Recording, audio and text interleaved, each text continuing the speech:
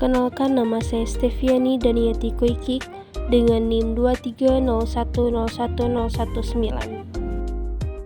Pada saat ini, saya diberikan tugas oleh dosen pengampu untuk membuat video pembelajaran dari materi yang telah saya susun. Dan materi yang akan saya paparkan yaitu Buah Roh sebagai dasar nilai-nilai Kristen. Mari kita simak video pembelajaran berikut. Secara bahasa, istilah buah roh berasal dari bahasa Yunani, karpos, yang berarti buah, dan pneumatos yang berarti roh. Kata karpos dalam konteks ini merujuk pada buah secara individual, bukan dalam bentuk jamak. Dan hal ini menegaskan bahwa meskipun terdapat 9 karakteristik yang berbeda, semuanya merupakan satu kesatuan buah yang dihasilkan oleh Roh Kudus. Berbagai ahli teologi dan rohaniwan telah memberikan pemahaman yang mendalam tentang buah roh. Dila pada tahun 2015 menjelaskan bahwa buah Roh Kudus adalah istilah Alkitab yang merangkum 9 sifat nyata dari hidup Kristen yang sejati. Menurut Rasul Paulus dalam suratnya kepada jemaat di Galatia pada pasalnya yang ke-5. Buah yang dihasilkan ini bukanlah 9 buah yang berbeda, melainkan satu buah tunggal yang diwujudkan dalam 9 kualitas yang berbeda. Dan menurut Christopher, buah roh pada hakikatnya adalah karakter Allah sendiri. Allah memberikan karakternya kepada manusia melalui tuntunan Roh Kudus, sehingga manusia dapat memiliki karakter seperti Kristus. Dan pendapat ini diperkuat oleh Bailey pada tahun 2020 yang menegaskan bahwa ke-9 buah roh merupakan aspek-aspek dari karakter Tuhan yang harus dibentuk dalam hidup orang percaya. Menurut Patinanja dan Kiamani pada tahun 2024, dalam penelitiannya menyatakan bahwa buah roh merupakan karakter Allah yang direproduksi dalam kehidupan orang percaya oleh Yesus Kristus maupun melalui pekerjaan Roh Kudus. Dan buah roh dipandang sebagai hasil langsung dari kehadiran Roh Kudus dalam kehidupan orang percaya yang tidak dapat dihasilkan semata-mata oleh usaha manusia. Sementara itu, Samuel Kenwick melalui kutipan Dre Square pada tahun 2008 memberikan definisi yang lebih aplikatif, yaitu buah roh adalah sikap kasih sayang yang penuh cinta, jiwa yang penuh sukacita dan damai sejahtera, pikiran dan kelakuan yang sabar dalam pengendalian diri ketika dihasut dan diberdaya oleh orang lain. Simpatik dan bersedia menolong dengan bijaksana, murah hati dalam pertimbangan, setia dan dapat dipercaya dalam situasi apapun, rendah hati dalam penyangkalan diri demi sukacita orang lain, dalam segala hal mampu menguasai diri sebagai perwujudan akhir dari penyempurnaan diri.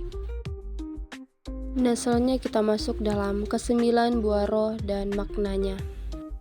Berdasarkan Galatia 5 ayat 22 sampai ayat yang ke-23, Paulus menyebutkan 9 buah roh yang dapat dikelompokkan menjadi 3 kategori berdasarkan relasinya. Yang pertama, karakter yang berhubung dengan Allah, yaitu kasih, sukacita, damai, sejahtera. Dan yang kedua, yaitu karakter yang berhubung dengan sesama, yaitu kesabaran, kemurahan, dan kebaikan. Dan yang ketiga, karakter yang berhubung dengan diri sendiri, yaitu kesetiaan, kelemah lembutan, dan penguasaan diri. Kita masuk pada poin yang pertama, yaitu kasih agape. Kasih dalam konteks buah roh berasal dari kata Yunani agape. Ini adalah kasih yang memberi tanpa pamberi, tanpa mengharapkan balasan dan tidak mempertimbangkan nilai pemberiannya. Agape menggambarkan kasih Allah yang tanpa batas kepada dunia. Kasih ini mencari kebaikan tertinggi bagi orang lain, tanpa peduli apa yang dilakukan orang tersebut. Paulus dalam 1 Korintus ayat yang ke-13 menggambarkan bahwa kasih itu sabar, murah hati, tidak cemburu, tidak memegahkan diri, tidak mencari keuntungan diri sendiri, dan tidak menyimpang kesalahan orang lain. Poin kedua yaitu sukacita atau kara. Sukacita berasal dari kata Yunani kara yang berhubungan dengan kata charis, yaitu rahmat. Ini bukan kebahagiaan manusia yang sesaat, melainkan sukacita sejati yang bersumber dari Khalik Kudus. Sukacita ini adalah kasih dari rahmat Allah yang bekerja dalam kehidupan orang percaya. Si Hombing dan Yuliawati pada tahun 2016 menjelaskan bahwa sukacita merupakan kasih karunia ilahi yang memberikan kebahagiaan dan ketenangan hati. Sukacita ini berkembang paling optimal bahkan di tengah kesusahan dan penganiayaan. Dan poin yang ketiga yaitu damai sejahtera atau eirene. Kata eirene dalam bahasa Yunani merupakan terjemahan dari kata Ibrani shalom. Damai sejahtera ini merupakan ekspresi dari kepenuhan, kesempurnaan atau ketenangan jiwa yang tidak dipengaruhi oleh keadaan maupun tekanan dari luar. Ini adalah hasil penyandaran pada hubungan dengan Allah, suatu keadaan istirahat yang tenang, berlawanan dengan keadaan kacau balau. Damai sejahtera lahir dari keyakinan akan kesempurnaan pemeliharaan Tuhan dalam setiap detail kehidupan. Poin yang keempat yaitu kesabaran atau makrothumia. Kesabaran terdiri dari dua kata Yunani yaitu makros yang berarti panjang dan thumos yang berarti temperamen. Kata ini memberikan makna kelunakan, mau menanggung, panjang sabar, tabah, dan tahan menderita. Kesabaran juga mencakup kekuatan untuk menanggung aniaya dan perlakuan buruk. Ini menggambarkan orang yang memiliki kemampuan untuk membalas dendam, tetapi sebaliknya memilih untuk menahan diri. Allah sendiri menunjukkan kesabaran yang sempurna, dan karena Ia panjang sabar, hal ini memungkinkan manusia untuk memiliki keselamatan dan bertobat. Poin kelima yaitu kemurahan atau Christotes. Kemurahan bukan sekedar berlaku manis, tetapi merupakan tindakan yang bermanfaat bagi orang lain, tanpa peduli tindakan sebelumnya. Kata Christotes merupakan perbuatan baik yang nyata, kelembutan dalam berlaku terhadap orang lain, dan bersikap penuh rahmat. Kemurahan ini memampukan seseorang untuk bersikap baik dan murah hati terhadap sesama yang membutuhkan, bahkan termasuk kepada mereka yang tidak menyenangkan. Poin keenam yaitu kebaikan atau agathosun. Kebaikan dalam bahasa Yunani agathosun merujuk pada keadaan atau kualitas untuk bersikap baik, kemuliaan perlakuan, kebajikan, dan perasaan manis serta murah hati. William Barclay menjelaskan bahwa agathosun berarti kebaikan dalam pengertian luas yaitu kebajikan yang tersedia dalam segala perkara. Di dalamnya terkandung unsur marah dan disiplin. Kebaikan ini mengandung unsur memperbaiki dan mendisiplinkan agar orang lain menjadi lebih baik. Poin ketujuh yaitu kesetiaan atau pistis. Kata pistis dalam teks Galatia 5 ayat 22-23 diterjemahkan sebagai kesetiaan, yang berarti kejujuran dan integritas dalam tindakan, serta komitmen dan tanggung jawab. Kesetiaan adalah mendedikasikan diri kepada sesuatu atau seseorang. Menjadi setia membutuhkan tekad pribadi untuk tidak menyimpang jauh dari komitmen atau janji.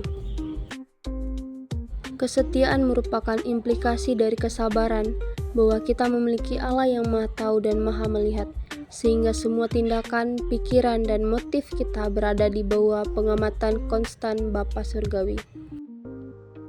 Poin yang kedelapan yaitu kelemah lembutan atau prautes. Kelemah lembutan dalam bahasa Yunani prautes dikenal sebagai kelemah lembutan. Ini bukan indikasi kelemahan, melainkan kemampuan menguasai energi dan kekuatan. Kelemah lembutan adalah di posisi yang bertemperamen stabil, tenang, seimbang dalam roh, tidak sombong, dan dapat menguasai emosi. Orang yang memiliki kualitas ini mampu mengampuni kesalahan, memperbaiki kekeliruan, dan menguasai jiwanya sendiri dengan baik. Poin yang ke-9 yaitu penguasaan diri atau enkrateia. Kata Yunani enkrateia bermakna mempunyai kuasa atas atau kepemilikan atas kelakuan sendiri. Penguasaan diri adalah kemampuan untuk mengendalikan diri sendiri, tetap waspada terhadap masalah-masalah baru yang mungkin muncul. Ini adalah kemampuan untuk mengontrol, mengelola, dan mengendalikan diri sedemikian rupa sehingga seseorang tidak membiarkan dirinya terbawa oleh perasaan, pikiran, atau tindakan yang bertentangan dengan firman Tuhan. Selanjutnya kita masuk dalam implikasi teologis dan praktis. Penerimaan Roh Kudus memiliki beberapa implikasi penting. Pertama, penerimaan Roh Kudus merupakan tanda atau bukti dari iman kepada Yesus Kristus. Roh Kudus dipandang sebagai hadiah dari Allah bagi mereka yang percaya, dan penerimaan ini menimbulkan konsekuensi bahwa orang beriman akan selalu dipimpin oleh Roh Kudus. Kedua, penerimaan Roh Kudus akan membuat perubahan atau transformasi yang sejalan dengan kehendak Allah. Ini berarti karakter Allah akan direproduksi dalam kehidupan orang percaya. Belo pada tahun 2020 menegaskan bahwa tanda kehadiran Roh Kudus dalam kehidupan manusia akan tercermin melalui perubahan atau transformasi yang terjadi di dalam hidupnya. Ketiga, buah roh merupakan hasil yang tidak dapat dihasilkan semata-mata oleh usaha manusia, tetapi merupakan hasil dari keterhubungan yang erat dengan Roh Kudus. Ini mencakup transformasi rohani yang terjadi karena kehadiran dan karya Roh Kudus dalam kehidupan sehari-hari. Dalam konteks pendidikan karakter, Triani, Anggraini, dan Bambang pada tahun 2003 menyatakan bahwa penerapan nilai-nilai buah roh seperti kasih, sukacita, dan kebaikan dapat meningkatkan perilaku positif siswa dalam pembelajaran. Hal ini menunjukkan bahwa pemahaman dan penerapan buah roh memiliki dampak praktis yang signifikan dalam pembentukan karakter. Pemahaman yang mendalam tentang buah roh dan penerapannya dalam kehidupan sehari-hari menjadi kunci transformasi karakter menuju kedewasaan rohani. Melalui buah roh, orang percaya dapat menjadi saksi dan berkat bagi orang lain, serta memuliakan nama Tuhan dalam setiap aspek kehidupannya.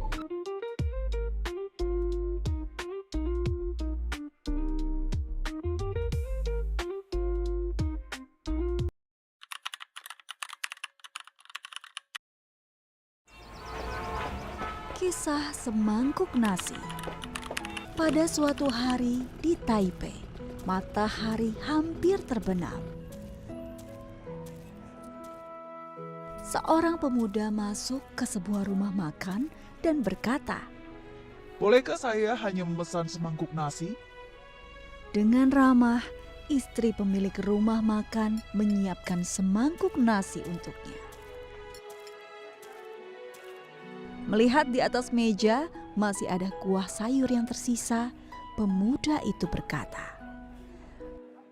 "Nyonya Bos, bolehlah sisa kuah ini disiramkan di nasi saya?" Nyonya Bos itu berkata, "Tentu saja boleh."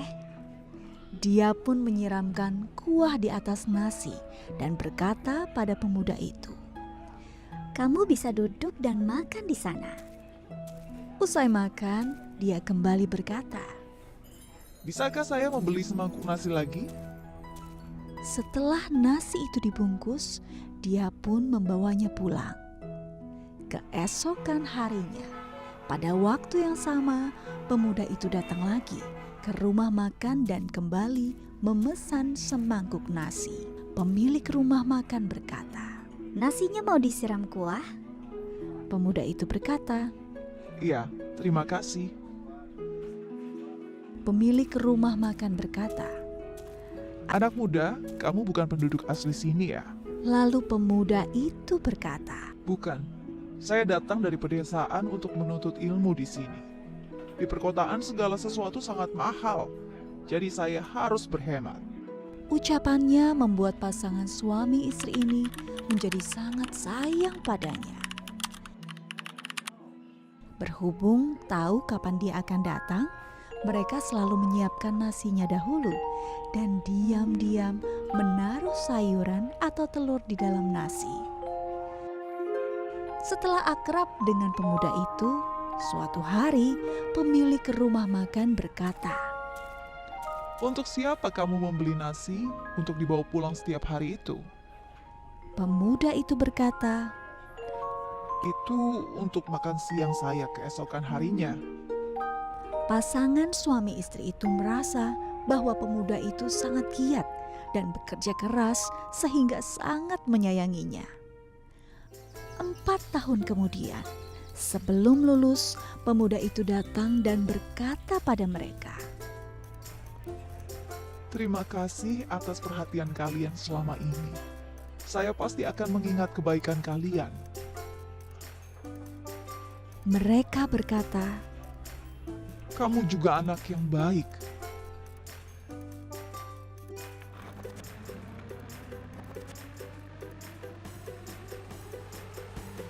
setelah lulus, pemuda ini pun pergi. Awalnya dia sering mengirimkan surat kepada mereka. Namun beberapa tahun kemudian, surat darinya pun semakin sedikit. Beberapa waktu kemudian, tidak pernah ada kabar lagi darinya. Di perkotaan, berhubung jalan terus diperluas, maka rumah makan itu pun harus dibongkar. Apa yang harus mereka lakukan? Mereka terus mengajukan permohonan kepada pemerintah, tetapi percuma. Pemilik rumah makan sangat khawatir tentang kelangsungan hidup keluarganya.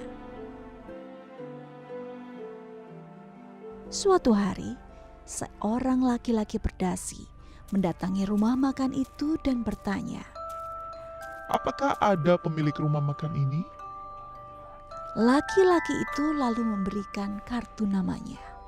Pemilik rumah makan berkata, Ada perlu apa? laki-laki itu berkata, Manajer umum kami yang mengutus saya ke sini.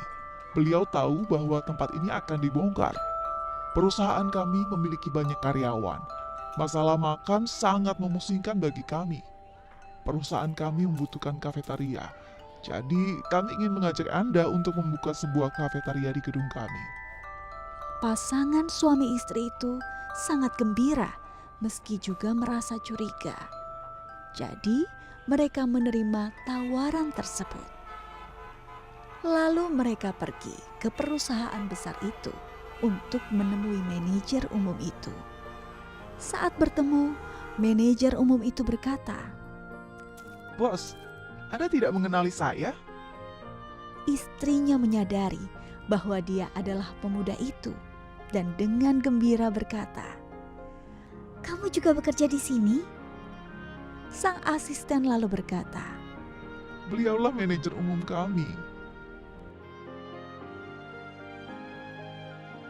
demikianlah pasangan suami istri ini mulai membuka kafetaria di gedung perusahaan besar ini.